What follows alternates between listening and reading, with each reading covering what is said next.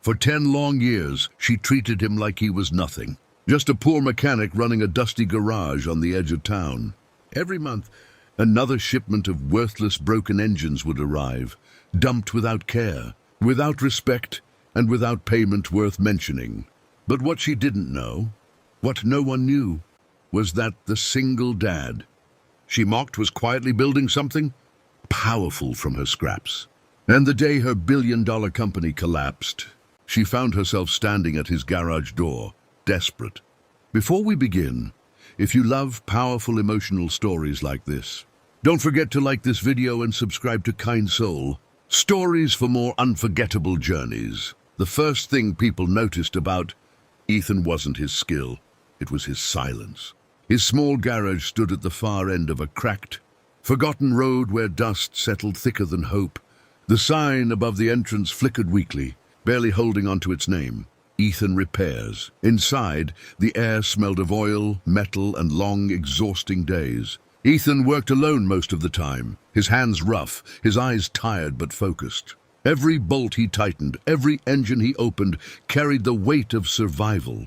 In one corner of the garage sat his young son, Noah, quietly flipping through his school books, occasionally glancing up at his father with a mix of admiration and concern.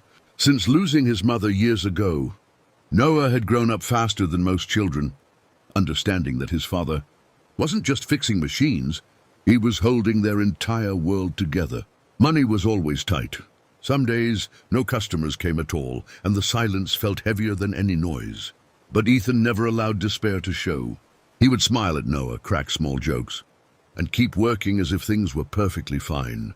Then everything changed the day the first truck arrived. It was massive, loud, and completely out of place in their quiet street. Workers unloaded piles of broken, rusted engines, stacking them carelessly outside the garage.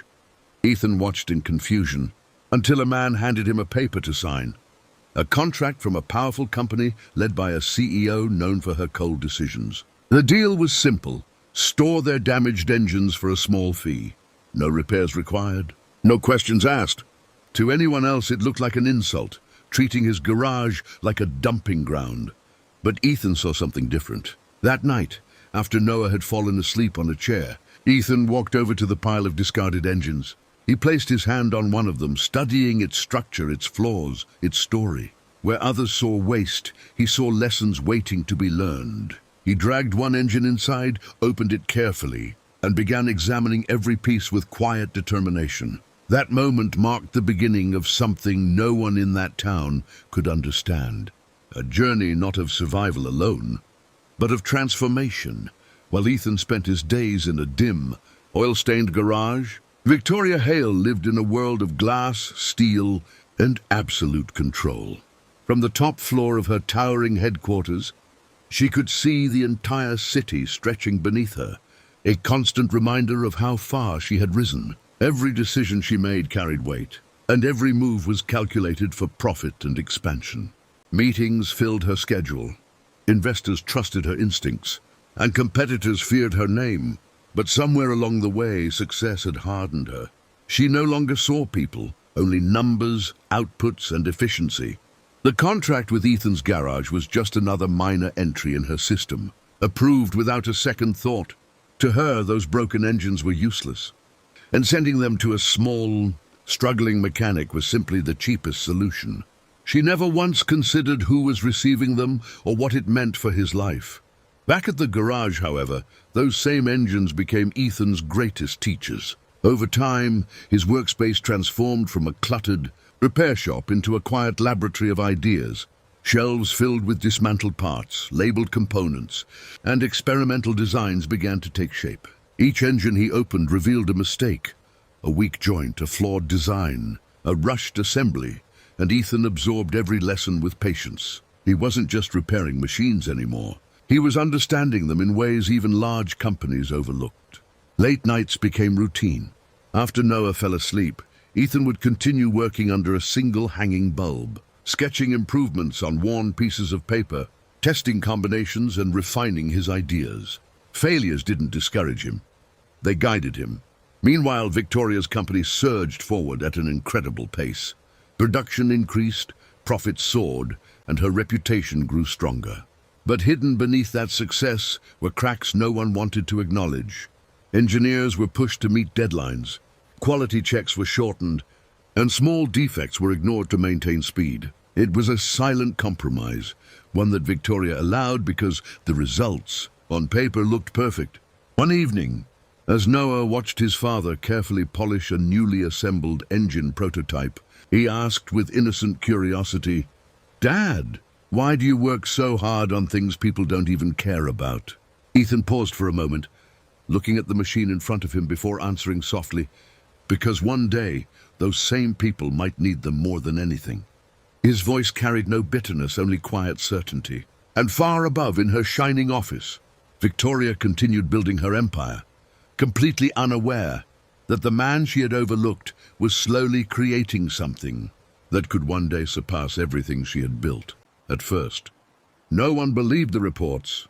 When the news broke that one of Victoria Hale's newly released engines had failed during a major industrial operation, her company dismissed it quickly, calling it a rare technical glitch. Publicly, they assured clients that everything was under control. Privately, however, engineers began to worry. Within days, another failure surfaced, then another. Machines that were supposed to power entire operations started shutting down unexpectedly, some even causing dangerous accidents. Panic slowly replaced confidence. Clients demanded answers, contracts were put on hold, and the once loyal partners began to question everything. Inside the company headquarters, tension filled the air. Meetings that were once calm and strategic turned chaotic and defensive. Engineers pointed out flaws they had warned about months ago: weak components, rushed assembly lines, ignored testing procedures. But their voices had been buried, under pressure to deliver faster results. Now those ignored warnings had come back with consequences far too large to hide. The media soon picked up the story, amplifying every failure into headlines that spread across the world. Words like defective, unsafe, and corporate negligence became attached to the company's name. Investors, once confident and proud, began pulling out their money. The company's stock value dropped rapidly, each decline reflecting the growing loss of trust. Victoria, who had always maintained control over every situation, found herself standing in the middle of something she could not command. For the first time, her decisions were not producing solutions. They were unraveling into problems. She demanded immediate fixes, pushing her teams harder than ever, but there was nothing quick enough to repair years of overlooked mistakes. Meanwhile, in the quiet town far away from corporate chaos, Ethan watched the news unfold on a small television in his garage. The same engines he had spent years studying were now the center of a global crisis. He recognized every flaw being discussed, every issue being exposed, because he had already seen them and solved them. Yet there was no sense of triumph in his eyes, only a calm understanding that this moment was inevitable. Noah stood beside him, watching the screen with wide eyes. "Is that because of those engines they kept sending you?" he asked. Ethan nodded slowly, his gaze steady. "They chose speed over strength," he replied, his voice quiet but firm. As the days passed, the company's situation worsened. Lawsuits began stacking up, clients cancelled major deals, and the empire Victoria had built so carefully started collapsing piece by piece.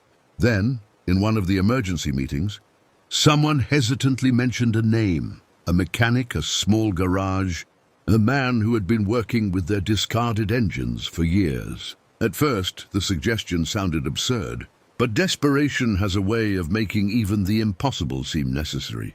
With no other options left, Victoria finally made a decision.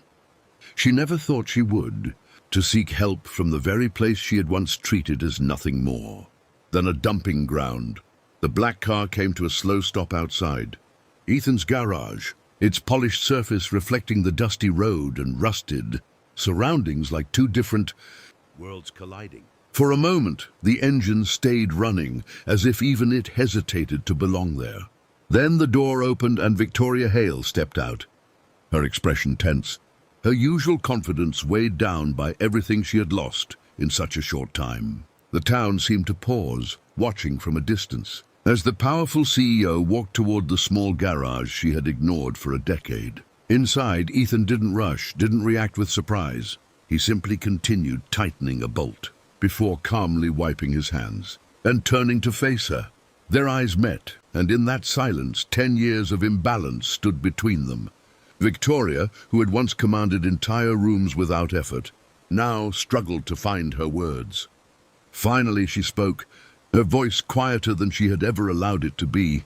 "I need your help." There was no pride left in the sentence, only truth. Ethan looked at her for a long second, not with anger, not with satisfaction, but with a steady understanding of everything that had led to this moment. Without replying immediately, he walked toward the back of the garage where a large machine stood covered beneath a worn cloth. With a simple motion, he pulled the cover away. What stood beneath it was not just an engine, it was years of patience, sleepless nights, silent learning, and unwavering belief brought into form. The design was cleaner, stronger, more refined than anything her company had produced.